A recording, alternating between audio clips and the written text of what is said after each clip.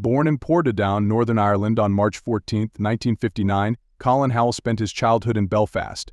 He had 2 sisters and 2 brothers and was the second youngest of 5 children. He was very close to his father, Sam, and they loved the outdoors. They would engage in a variety of outdoor activities together, including fishing. Additionally, the family was devoted Baptist church members and quite religious. They were extremely pious and attended 3 services every Sunday. Colin made the decision at the age of 13 that he wanted to serve as a missionary for the church abroad. As a result, he intended to get a medical degree before beginning that type of missionary service. However, his academic performance was insufficient to gain admission to medical school. Consequently, he continued on to Queen's University in Belfast to study dentistry. In 1980, he was a student there. It was then that he met Lesley Clark, who was 20 years old, at the age of 21. She was this gorgeous, well-liked girl. Her field of study was nursing. She traveled to Belfast to pursue her nursing degree and completed her clinical training at a hospital. Originally from Plymouth, she had one brother, Chris. She placed first in her class. She was quite friendly and got along well with her patients when she first started working in the geriatrics unit. She shared a home with 6 of her girlfriends, went on trips and vacations with them, and her personality was very different from Colin's. They seemed to cancel each other out, I suppose. Colin was this meek, extremely quiet person. He felt a little alienated. For the most part, he stayed to himself. And then there was Lesley, this incredibly popular and amiable girl. She was regarded as kind, considerate, and gregarious. She was very independent, intelligent, and had a great sense of humor in addition to being very wild. However, they were both extremely aspirational individuals who grew up in pious Protestant households. Lesley sang in the choir of the evangelical youth group where she belonged. Colin, on the other hand, was quite pious and avoided going to bars. It was partially the reason he felt so alienated in both school and college. Conversely, Lesley would occasionally sneak off to the pubs with her pals to have a drink or two and engage in that kind of activity. Lesley was actually Colin's fussy, serious girlfriend, and he fell hard for her right away, but it took her a little while to warm up to him. Colin was a little envious of her since they were going on a date at the Star, but as soon as she warmed up to him, that was it. She was aware that he was the one and that their union would be a marriage. And they did get married in July 1983 at the Windsor Baptist Church. Shortly after Colin earned his dental degree in 1984, they relocated to Rain and rented a home there, where Lesley was employed as a nurse at the Coleraine Hospital and Colin secured his first dental position. Through a Bible study group, Lesley made friends there with other young married ladies. Their entire existence centered around the charge when they became members of the Coleraine Baptist Church and became very involved in church activities. They were in the process of settling down when Colin was appointed youth fellowship leader there. Lesley and Colin were eager to begin a family. She cherished him. She even said that she believed he was modeled after Christ because she thought he was such a lovely guy. Lesley opted to start working at the Coleraine Hospital since, to be honest, she wasn't really comfortable there and it didn't work well for her. They had their first child, a son named Matthew, in 1984. She therefore made the decision to stop working there and start working as a stay-at-home mother. Their second child, a daughter called Lauren, was born in 1986. It was just 10 weeks after her mother's death that she gave birth. Lesley had severe postpartum depression as a result of the extremely difficult period in her life. Then, in 1988, Colin made the decision to leave his dental office. However, he did not announce his departure. Instead, he started his own dental clinic, which he furnished with the best equipment possible, putting the family in serious debt in the process. However, he said, "It's okay, we anticipate a large number of clients. We're going to recover everything. It's all right." However, things actually did not turn out the way he had hoped. Lesley gave birth to their third child, a son called Daniel, the following year in 1989. Even though the family had a large financial load. Afterwards, they also made the decision, or Colin made the decision, to purchase a home for the family, which lacked even floors. I believe it was like a recently constructed house, which is why the cabinets wasn't finished. It was therefore kind of left unfinished so that the next owners could personalize it and install whatever flooring they chose in the cabinetry. However, they genuinely lacked the funds to carry that out. Thus, they lacked flooring. They had 3 small children and the house was completely incomplete. Because Colin had invested so much money in his dentistry office, they were unable to purchase furniture at all. In fact, they were unable to afford it. They were simply not making money from it. Colin is still a very cheerful person in spite of everything, as at this time he was 30 years old. He was a loving husband to a lovely wife and a dedicated father to 3 lovely children. A prosperous businessman, he owned his own dentistry office. In the church, he was also regarded as a leader. Everyone saw this from the outside. Additionally, they give off the impression that they were the ideal family and that everything was going great for them. However, things were really not that great behind the scenes, as I'm sure you can imagine. Lesley loved her kids very much. She was truly battling to find contentment, yet she lived and breathed for her children. She was this strong, self-reliant, diligent, and aspirational woman, She truly missed working, but now, she was unable to do so. They were facing numerous financial difficulties. In addition, she was having severe difficulties with postpartum depression. Adding insult to injury, she discovered shortly after the birth of her 3rd child that Colin had been having an affair with a married college classmate. Colin insisted that it was simply a brief affair, lasting only a few weeks. Lesley never even knew it had ended. Naturally, Lesley is already having a lot of difficulties with other things. She doesn't feel content. When she learns this, she becomes depressed after giving birth. It was therefore a huge blow to her marriage and sense of self. However, they wanted you to know that they are parents to 3 kids together. They wanted to sort things out because Lesley loved him. Together, they were attempting to resolve the issue. However, this was not their marriage's only issue. Lesley really went to the bank one day to withdraw cash so she could buy goods for the family to eat. It was then that she discovered all of their accounts were significantly overdrawn. Colin had emptied every single one of their dental practice accounts, taking as much money as he could, leaving the family with nothing at all.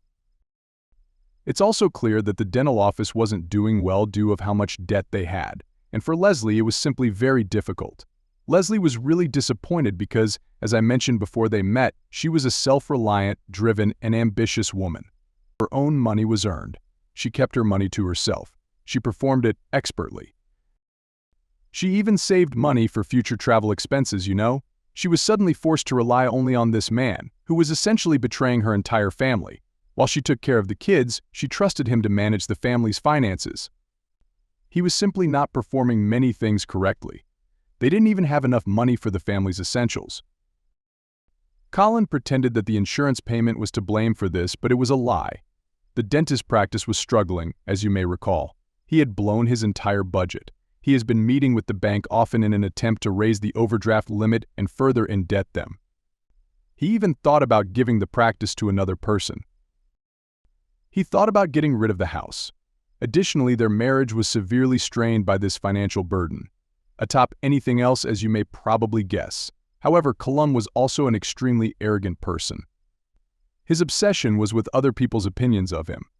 He had a serious obsession with his public persona. Thus, he was opposed to closing the dentist office. It wasn't something he wanted to do, thus he didn't want to sell the house. And people assumed that the house is being sold. They have to be having difficulty. They must be having difficulty with all of it, including closing the dentist office. No matter the financial toll it had on him, his family, or his marriage, he didn't care. If everything appears okay from the outside, and people believe that he owns a house and a dentistry office, then they must be doing fantastically. Lesley was so prepared to part ways with him that at one point she even contacted the dentist office, asked the receptionist, "How much money is in the cash box? I'm going to come grab it, because I'm leaving, so set it aside." Colin and both Colin. Colin told the receptionist, "No, hide the cash," after hearing this call. "I will speak with her." When Lesley entered, he succeeded in persuading her to stay with him. However, at this juncture, it appeared as though the marriage was nearly beyond repair. Really, Lesley? She yearned for separation. Actually, though, she hadn't had a job for 5 years at this point. It was recently revealed to her that she was expecting their 4th child. They owed so much money, and she knew that if she broke up with him, she would be responsible for half of it. She was experiencing severe postpartum depression. On some days, she was barely able to get out of bed. Her only option was to take care of the kids. She used to coerce herself out of bed to get them ready for the day or to give them milk for their cereal. She found it difficult to motivate herself to perform any household tasks. Fortunately, Colin was a decent father and would do his best to relieve her of that responsibility. He does not mean that the children are bad, you understand what I mean. However, he would make a sincere effort to allow her some alone time to relax and recover. He would make every effort to fit the kids' visits with him around his work schedule. In order to spend more time with the children, he gave up playing sports with his buddies. Lesley was attempting to make things work, but it was just not a good moment despite her best efforts. She believed he was an excellent father and yet loved him. She was thinking back on all the reasons she had loved him, and she continued to believe that he was a kind man who practiced his religion. Divorce was therefore not really an option. However, the couple's situation only grew worse after that. Colin first made the acquaintance of Hazel Buchanan in 1990 when she was 27 years old. She was born in Northern Ireland's Armagh in 1963. She was one of 10 children, and when her family wasn't working on the family farm, they would spend the most of their leisure time attending the Baptist church.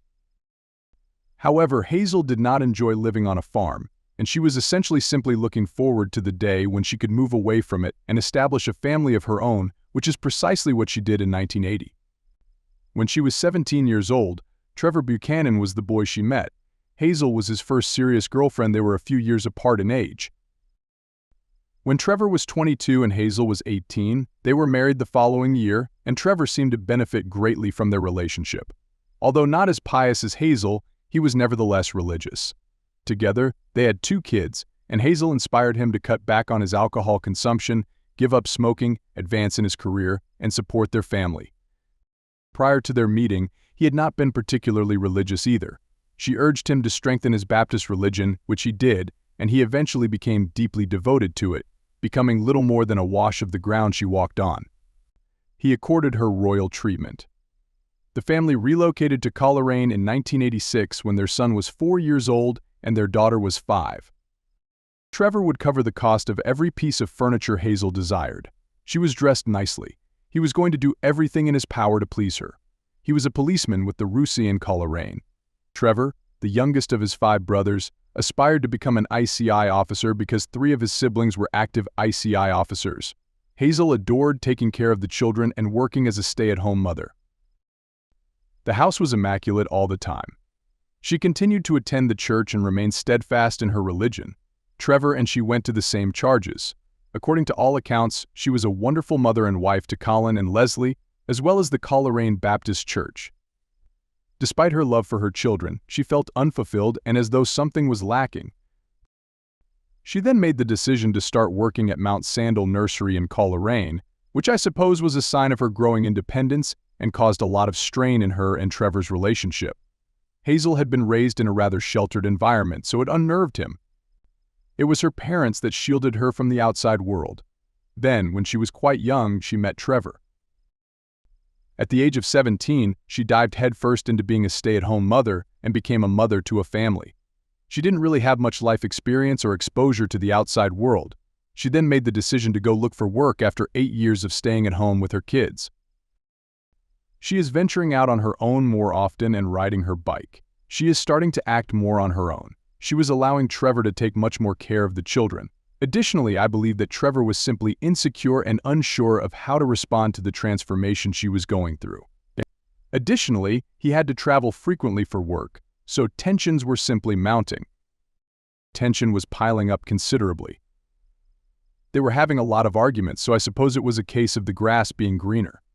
You see, even though she had a wonderful husband and children, Hazel felt as though there should have been more for her. She was hoping for something more thrilling. And she did precisely that in the spring of 1990. Another married man was the source of her delight. Thus Lesley, Trevor, Hazel, and Colin all attended the same church. After then, the 3-year-old daughter of Colin and Lesley also attended the nursery that Hazel set up. Thus they had all sort of run into each other. Colin and Hazel have seen each other about, but that is all there was to it. There was no further information. However, in the early summer, late spring of 1998, Colin, then 31, made the decision to enroll his 2 oldest children, who were 5 and 3 at the time, in swimming lessons alongside a number of other children.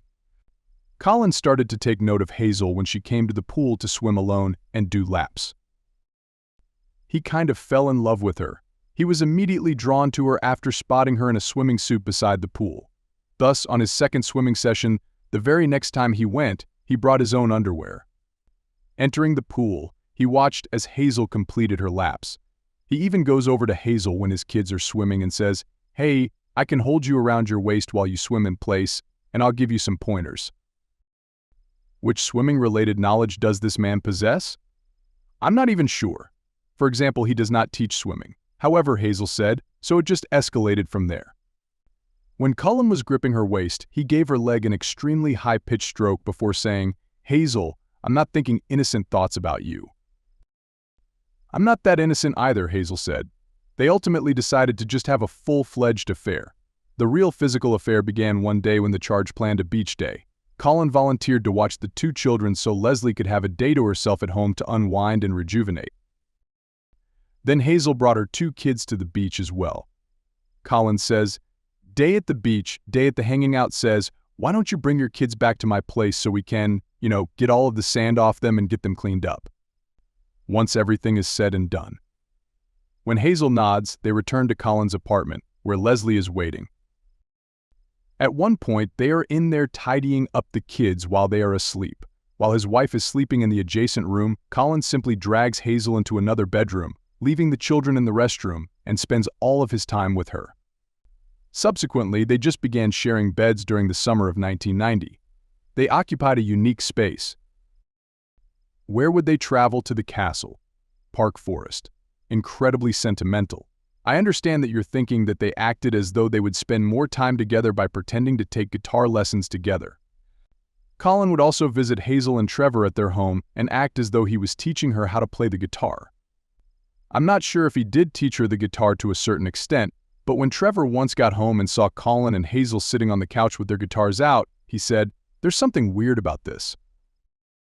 He seemed to sense something was off right away and said, "This doesn't seem good," and he drew Hazel away, asking, "What's going on?" Hazel responds, "It's nothing, it is insignificant. It's merely lessons on guitar." However, it wasn't only guitar instruction, was it? Given how brazenly Cullen and Hazel handled it, it makes sense why he discovered it or developed suspicions. At Trevor and Hazel's house, they would share a bed while Trevor was at work.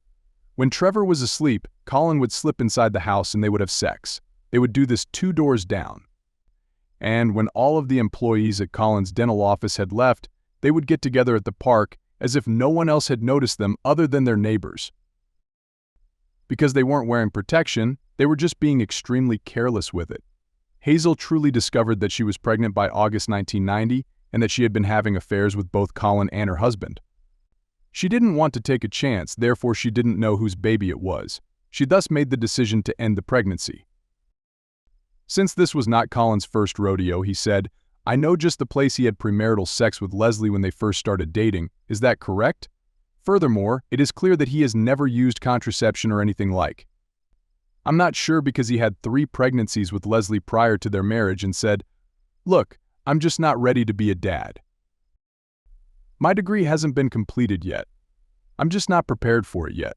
Lesley was quite uncomfortable with his insistence that she have an abortion, but she was afraid Cullen would abandon her if she didn't comply.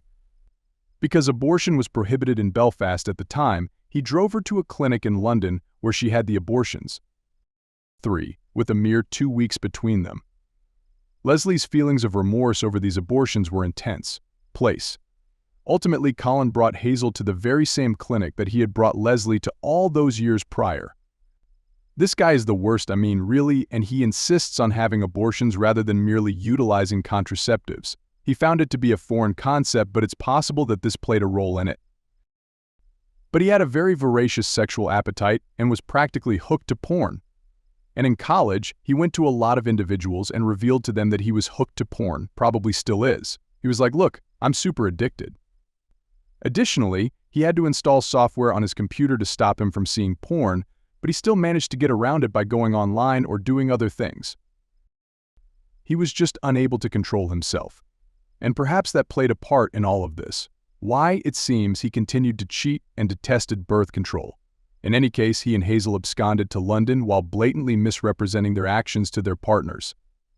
Hazel also wrote Trevor a note stating that she was going through a really trying moment. "I'm not a concern. Don't look for me. In a few days, I'll return. I cherish you. September, the next month, saw Colin and Hazel actually sighted at Castle, this cute little location. Yes, Park Forest. And one of the churchgoers saw them and reported them to Pastor John Hansford after they were discovered. Lesley went to Pastor Hansford 2 more months later, in November 1990, to express her belief that Colin was having an additional affair. Colin wasn't actually all that cryptic about it. He seemed to be attempting to be covert, but he was really bad at it. And one night, while she was asleep, Lesley had caught him having a whispered conversation on the phone. She observed that his late evenings at the practice were becoming more regular, even if he thought she was asleep. He was emotionally withdrawing, exactly as he had done during their brief romance, she noticed. That's why she had suddenly grown quite wary.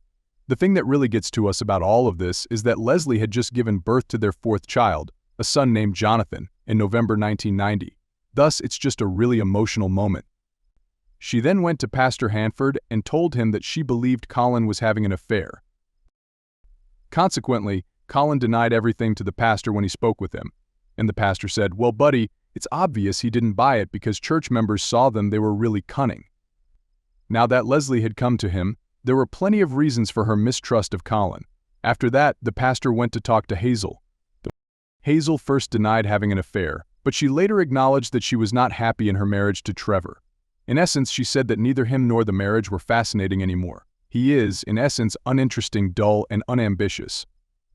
He wants to stop working on this project. And I'm simply done with it. That concluded things. She then took the pastor home in her car. And then she just started crying and said, "Yeah, we are actually having an affair," as she was driving him home. "I apologize for misleading you, but it's not a physical relationship, it's merely sentimental. All we've done is speak." After dropping off her spaghetti hamper and the pastor, she immediately gets into his car, heads straight to Lesley, and tells her the rumor. Naturally, Lesley was distraught. She was, however, also somewhat relieved since, well, at least it wasn't physical. We have the ability to overcome this and move on. Hansford offered to provide couples counseling if Colin and Hazel consented to communication, or he stated that having an affair is actually grounds for divorce, even if it wasn't a physical affair. It is a reason for a divorce, and if that's your choice, the church will help you. Due to Colin's evident pride, neither of the couples chose to proceed with a divorce. He feels that a divorce would be scandalous. The controversy of the affair is not what he wants. Consequently, both spouses choose to accept the pastor's offer of counseling. Colin and Hazel broke up, and it appears that both couples are having a good time together. After a few weeks of therapy, Colin made the decision to come clean and admit that, in reality, it was more sexual than physical.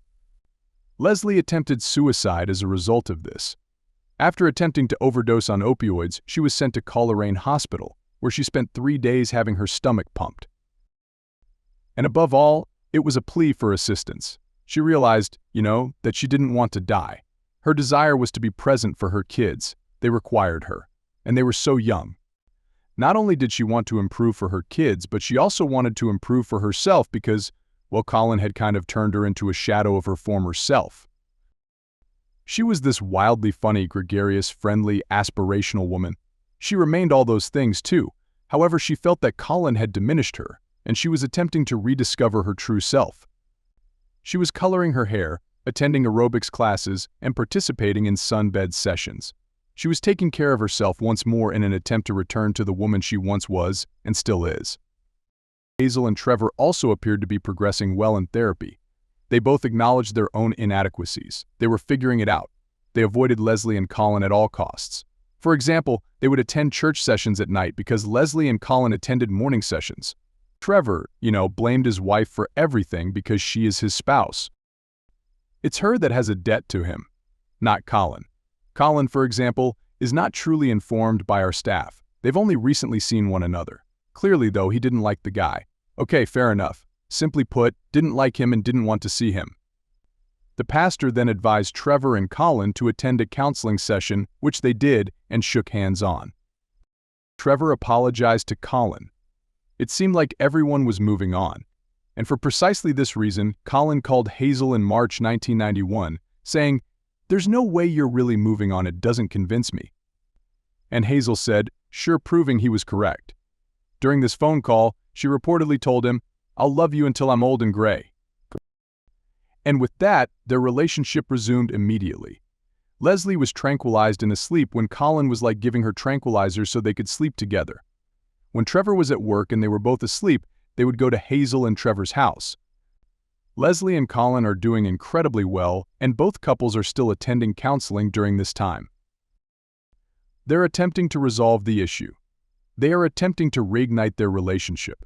And in May of 1991, they went on a date. In addition to hiring a babysitter to watch the children, Harry, Lesley's father, had been experiencing health issues. He was experiencing some health problems. Lesley said, come on, and stay outside." From 0027-420 to 0027-27-27-07, "So that we can tend to you." She detested the idea of him being by himself. So she said, "Leave right away," and he carried it out. Upon returning from their diet, Lesley entered the kitchen to find her father lifeless on the ground. Heart failure had claimed his life. Lesley really never seems to be able to get a break. It was really sad for Lesley and their entire family as well, since they were all quite close. And then Lesley vanished after just 12 days. At approximately 8:30 a.m., on May 19, 1991, Colin confronted one of the church's elders. Jim Flanagan was the man who said, "I can't find Lesley anywhere, could you please assist me? Would you kindly go to Castle Rock to her father's house, because she might be grieving that much?" Naturally, Jim said, he went straight to Harry's house, knocked on the door, and found no one there. And so he told Colin this. Colin said, "Can you please come over? I have something to show you." He phoned the police and the hospitals while he was waiting for Jim, but nothing came of it. Lesley was nowhere to be found. When Jim returns home, he shows her the message Lesley left for him. "Dear Colin, I'm just trying to go to sleep now," it said. "For what duration? I'm not sure. I appreciate your assistance. For the pleasant moments in our marriage as well as the last few days. I'm not sure how to feel, so I'm not sure what to say to you. However, I've observed that after a few weeks of suffering, life continues on. Furthermore, Colin, let's face it, I am nothing compared to what you lost in the person you loved some time ago. But let this be our little secret till I wake up in the morning. My entire love." Jim expressed his extreme concern that this was a suicide note to Lesley and Colin. After Jim left to return to church, another elder from the church, Derek McCauley, arrived and gave Colin a little shove. Colin had suffered something akin to a small knock on his head. "Yeah, Trevor came over last night," Colin replied. He was furious. "After an altercation with me, he punched me and walked away, raising the possibility that Trevor and Lesley were dating." Additionally, he advised Derek to visit Lesley's father, Harry, at his Castle Rock home to see whether she was present, as it's possible that she went there to grieve. The front door was locked, so it was essentially what he instructed him to do when Dart arrived at the house. He then materialized through the garage station's windows, where he observed Lesley's car, but he was unable to make out any further indications of anyone else at the house. Only the automobile was involved. Upon his return to Colony, he informs them Lesley's car was there, but that's all she wasn't, that there was no one present. Colin said, "I'm pretty sure something's missing because if her car says she has to be that, then where else could she have gone?" Thus, around 12:30, he gives Jim Flanagan another call.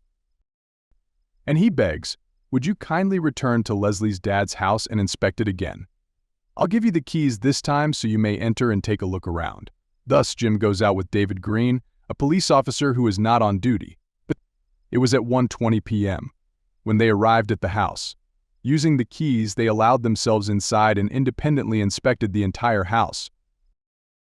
They conducted a very comprehensive search, going through each room one by one. Jim ultimately arrives at the garage, and as soon as he opens the door, the stench of exhaust fumes hits him square in the face. It was then that they discovered the body of Trevor Buchanan, age 32, slouched in Lesley's car's driver's seat. The car had run out of gas and the engine was off. Lesley Howell's body, aged 31, was discovered resting there nearly pleasantly when the car's boot was opened. She appeared to be napping at one point.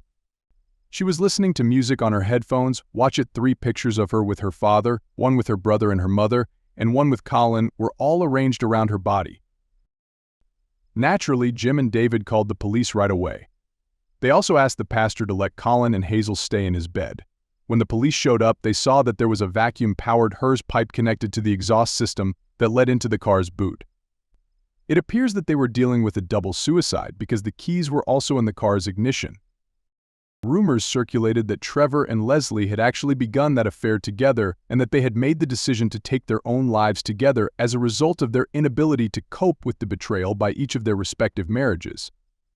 And when questioned by the authorities, Hazel and Colin both stated that this is what they thought. At 2:15 p.m., they were both declared deceased by the medical examiner forensic. He added that it appeared as though they had passed away hours ago because both of their bodies were chilly. For obvious reasons, questioning Colin and Hazel was among the first things police performed during the inquiry. Both of them were very forthcoming and denied any involvement. Hazel described her and Trevor's day on the day prior to the bodies being discovered. She claimed that at 8:15 p.m. that morning, she had suggested to Trevor that they take a trip to Lisbon, and during the journey there, they got into a fight over Colin. They were at home with her. She rode her bicycle. When she got home, she fixed dinner. She watching TV with Trevor, and at approximately 10:15 p.m., she went to bed, but Trevor chose to stay up. She stated that she went to sleep and woke up between 3 and 4 in the morning. She could hear Trevor and Lesley talking, but she couldn't understand a word they said. About 5 a.m., she woke up once more, and Trevor had left, so she peered out the window to see that his car was parked in front of the house rather than in the garage as usual. According to Colin's account, Lesley returned home at approximately 7:30 p.m. after spending the bulk of the day conducting errands. At approximately 11:15 p.m. that evening, Trevor arrived. They got into a fight, Trevor punched him, Trevor apologized, and Trevor departed. Lesley was not living with Trevor at that time. By 1205, she was still at home, and from what Colin could tell, she was pretty inebriated while she was sitting on the couch. In the end, a coroner's report stated that carbon monoxide poisoning was the cause of death and that Trevor and Lesley had taken their own lives. This was corroborated by a toxicology study, which also revealed that Lesley had traces of temazepam, diazepam, and nawazepam in her system, in addition to having a high blood alcohol concentration. It was discovered that Trevor's system contained merely traces of temazepam. However, it was determined that this had no role in their demise. What was the reason behind Trevor's tranquilizer usage? You inquire? I'm not certain. Not the law enforcement authorities. They didn't ask, though. Lesley had tranquilizers in her bloodstream. Why was that? Uncertain. Not by other cops, but they didn't inquire. The police actually did this, don't you think? As I mentioned at the beginning of the year, the first investigation was a complete mess. Essentially, the entire inquiry consisted of gathering a few witness accounts from friends, family, and acquaintances of the couple and drawing the conclusion that no foul play had occurred.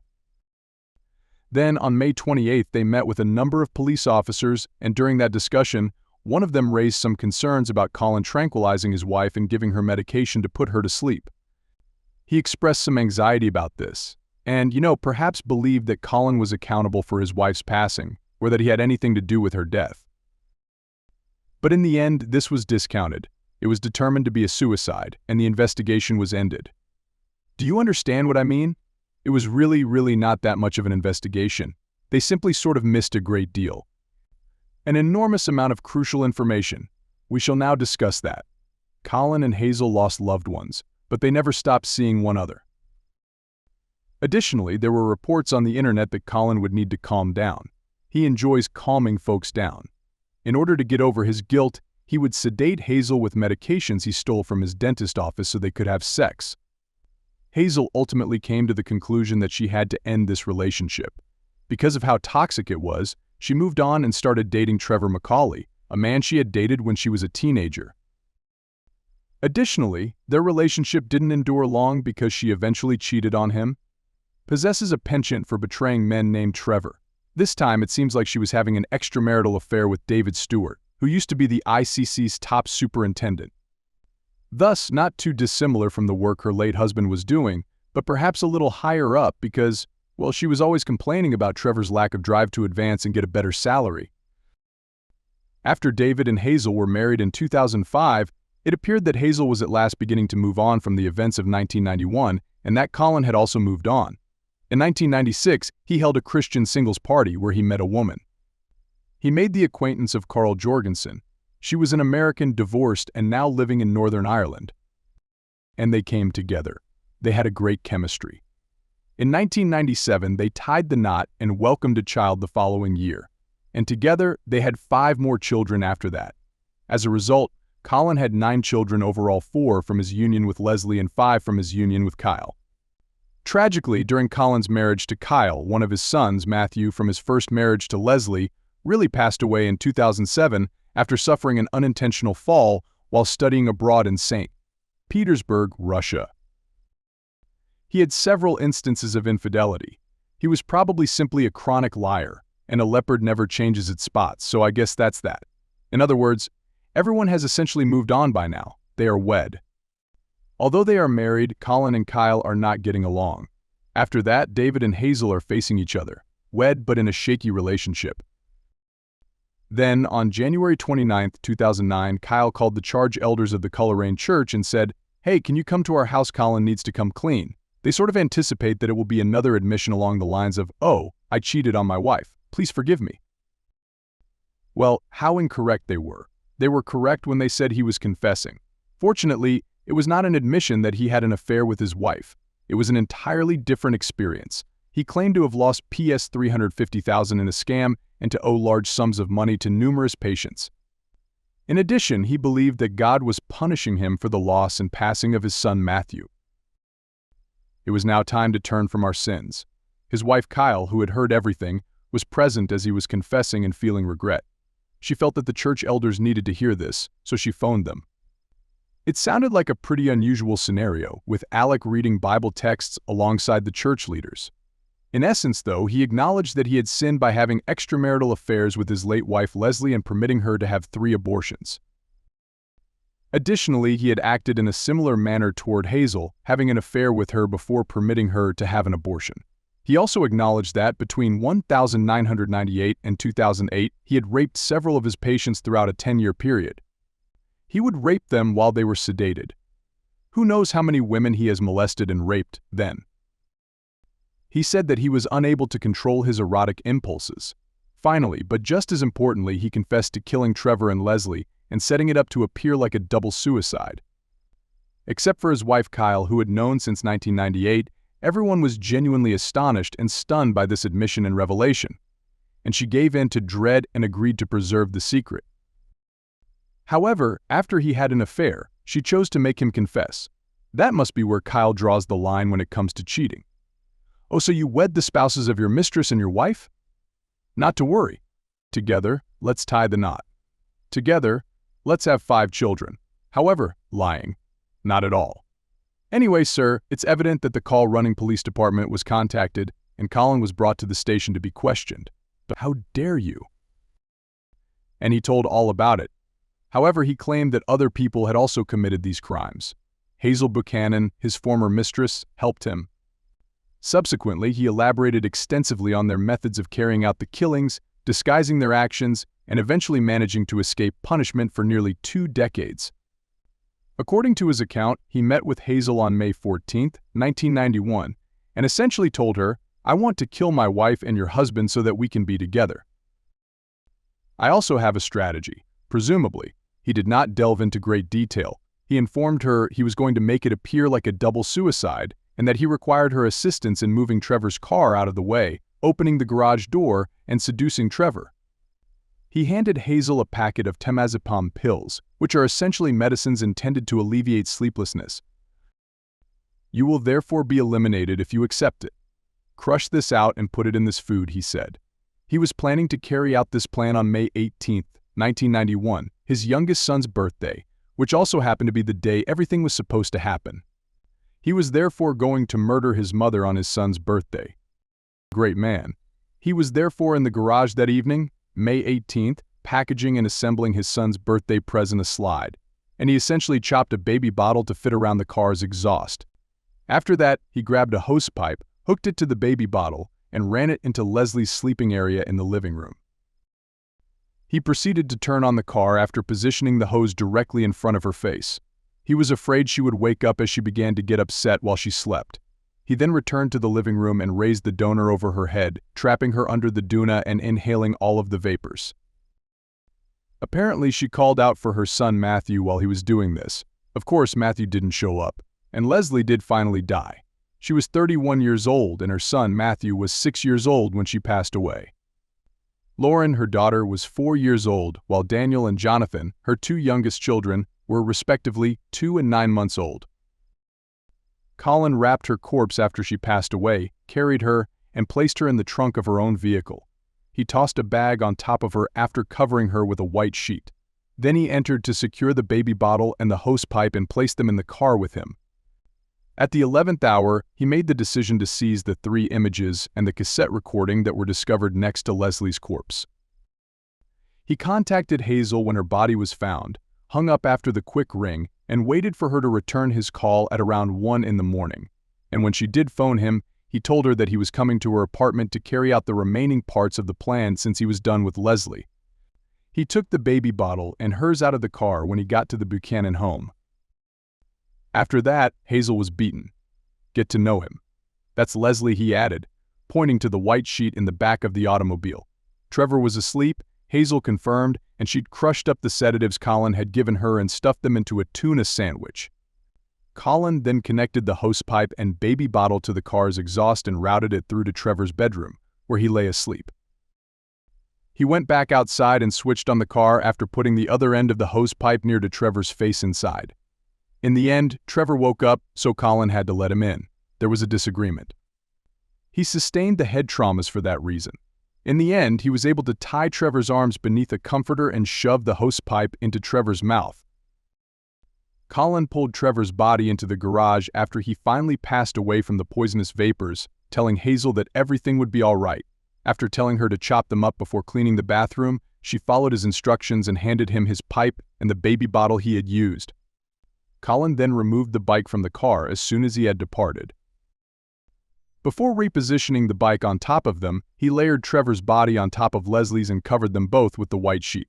He then took Lesley's car to Lesley's father's home in Castle Rock, where he drove their bodies, prior to reversing into the driveway. He unlocked the bird, took out the bike as he intended to leave the car there, and then he reversed Lesley's vehicle into Dad's driveway.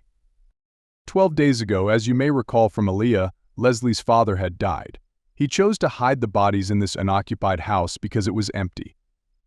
After he backed the vehicle into the garage, she removed Chavez's body and put him in the driver's seat with one leg still hanging out while donning surgical gloves. Then he went and took the white sheet off of Lesley's body, put the cassette tape and headphones on her, and arranged the 3 pictures around her. Then he reached for a vacuum cleaner, connected it to the exhaust pipe, and let it into the car's boot before shutting the boot on top of it, in order for it to remain in place. The white sheet was then placed into a black bag he had packed.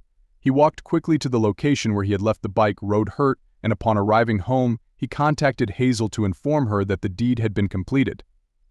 Lesley had written a suicide note, which he had stored for this particular occasion.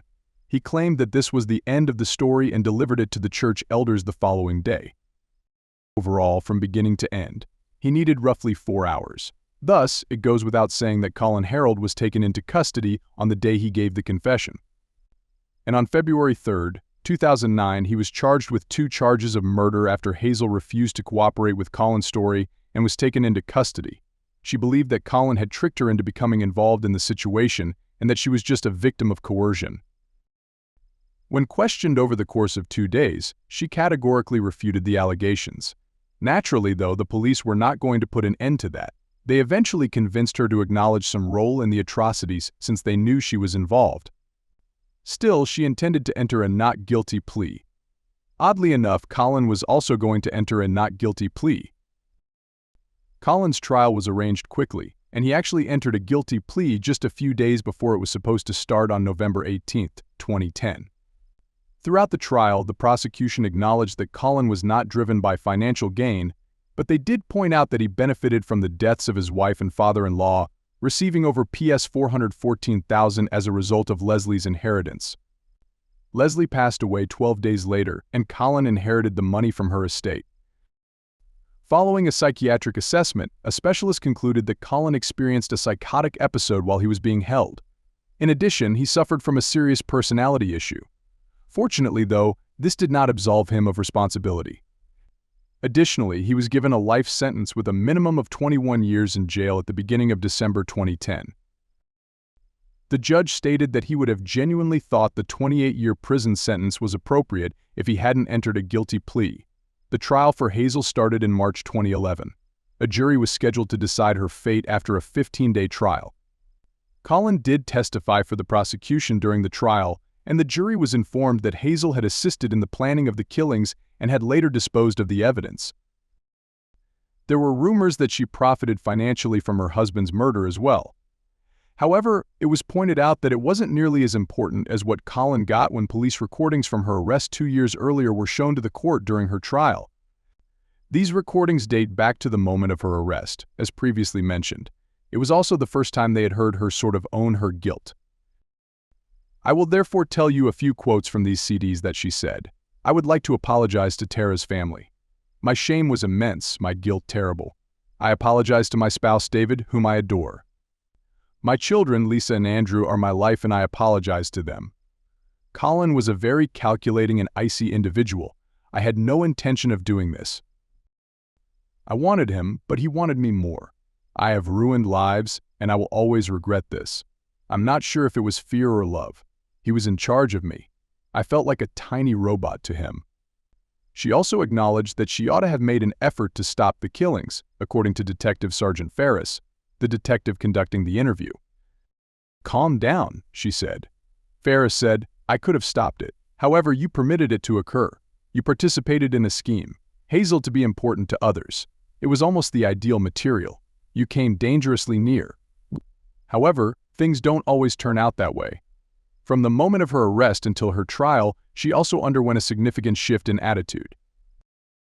I believe that as the years and time passed, her remorse only grew.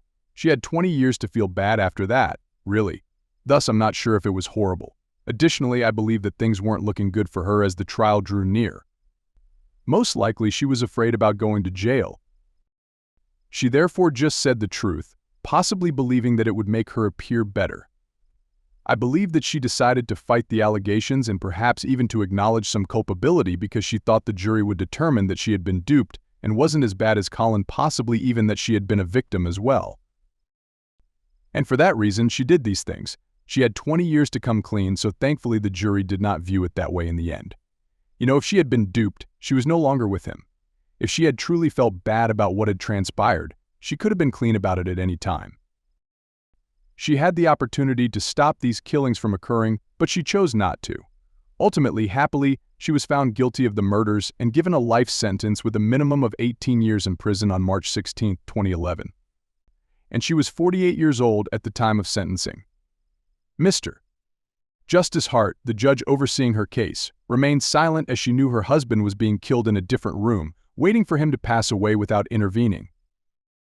He continued, "Even in that late stage, if she had felt any compassion for her husband, she would have made an effort to stop his murder. She had the option to tell someone else. She was able to inform the authorities.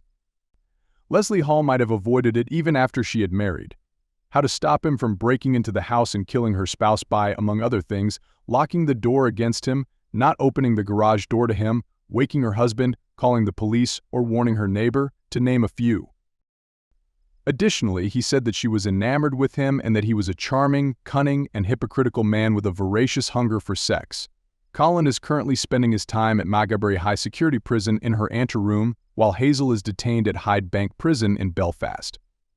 It's true to claim that the length of time it took to solve this case is impressive. It has taken so long to lock them up, so long to provide Lesley and Trevor and their families some kind of justice or closure, when in all honesty, the police ought to have been able to solve this case far sooner. They missed a ton of further evidence. I believe Blind Freddy could have solved this case 20 years earlier, and the International Criminal Court was forced to apologize to the family of Trevor and Lesley as a result of the overwhelming backlash against their handling or, more accurately, mishandling of the inquiry.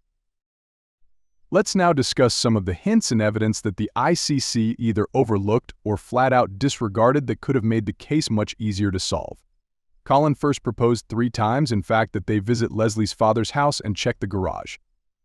Investigators didn't even question it either. Not, "Oh, how did you know she was there?" was their reaction. Why did you urge 3 times in one morning that we inspect this exact spot, as if people kept returning to him? Nothing at all that would make him say, no, there are definitely 2 bodies. There are unquestionably 2 bodies, and you ought to check again, and he never once went to check himself. Didn't even offer to have someone watch his kids or do anything else while he went to check. Investigators didn't even question it either.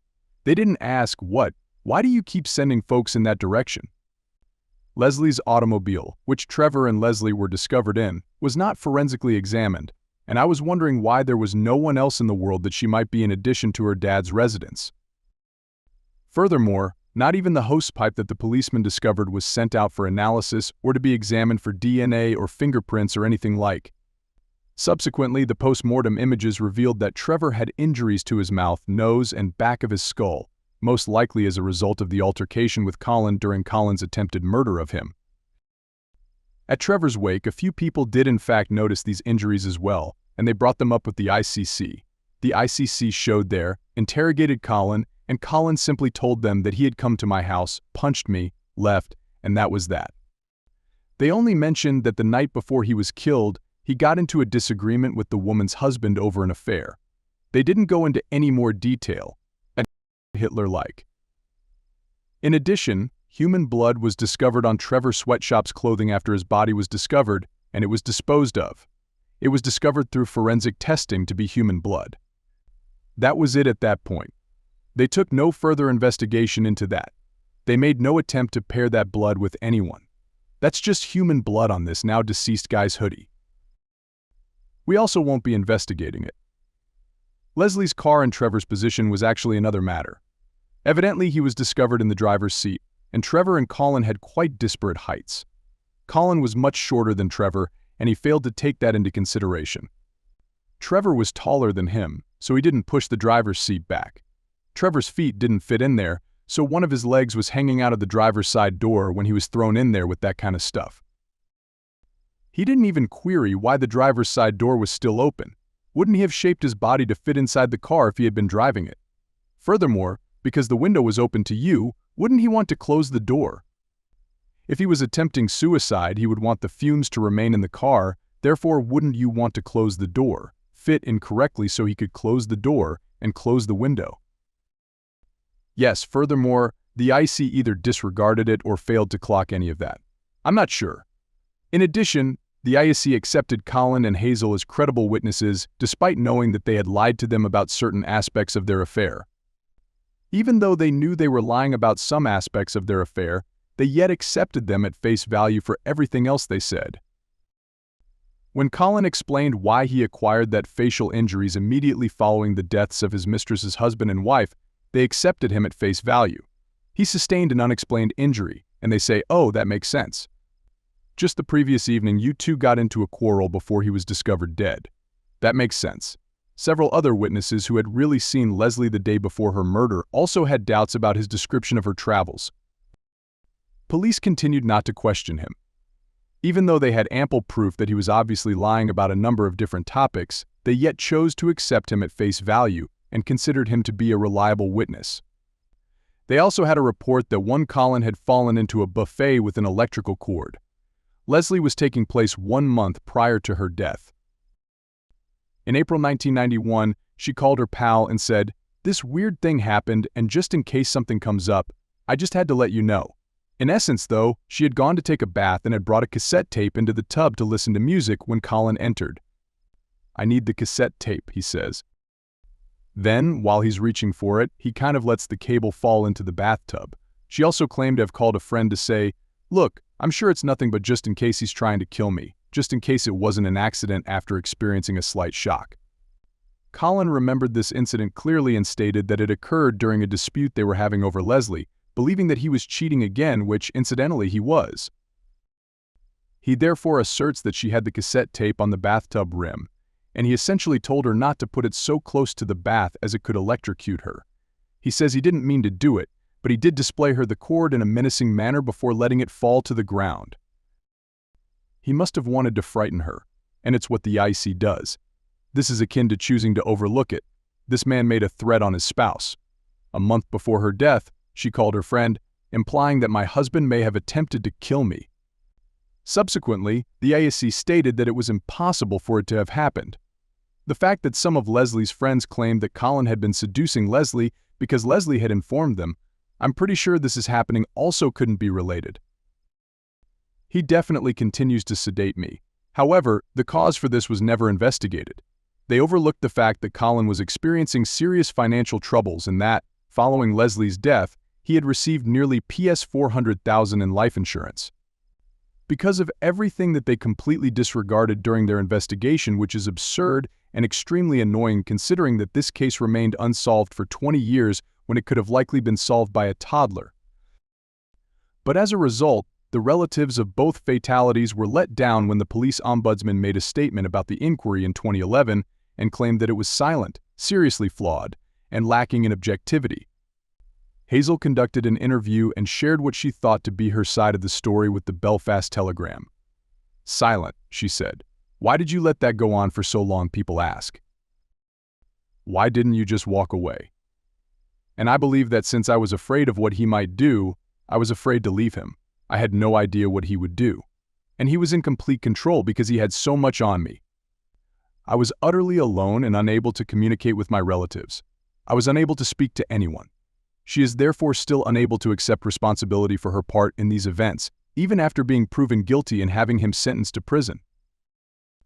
It merely demonstrates her lack of regret.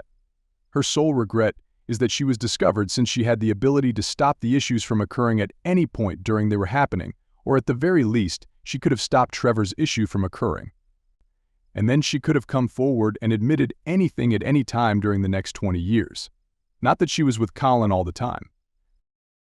If she had even the slightest regret or sense of shame, she could have stepped forward at that point. She has sought 2 appeals since 2011, both of which have been denied. In addition, Colin was given an additional 5-year term for abusing 5 women sexually at his dentist office while they were sedated. After receiving a sentence in 2011, he was questioned once more in 2018 over potential sexual assaults on other women. And it turns out that Hazel was the source of these further accusations for which he was questioned in 2018. Remember that Colin had also been sedated by Hazel after the murder in order for them to have consensual sex and move past their feelings of guilt.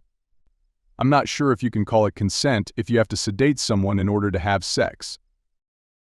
According to Hazel, it wasn't consenting.